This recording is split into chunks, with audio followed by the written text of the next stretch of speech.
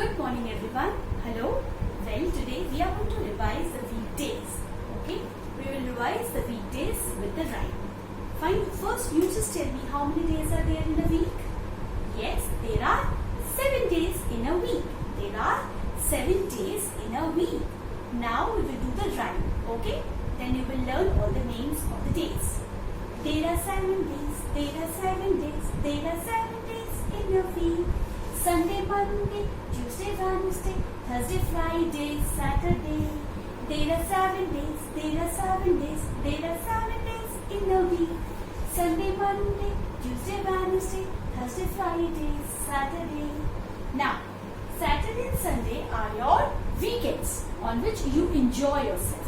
Okay? And the rest of the days are your working days like Monday, Tuesday, Wednesday, Thursday and Friday.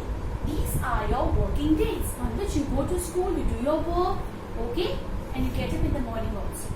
So, now what you have to do, you have to revise the rhyme as well as the days with your mama and papa. So, till then, bye. Stay blessed.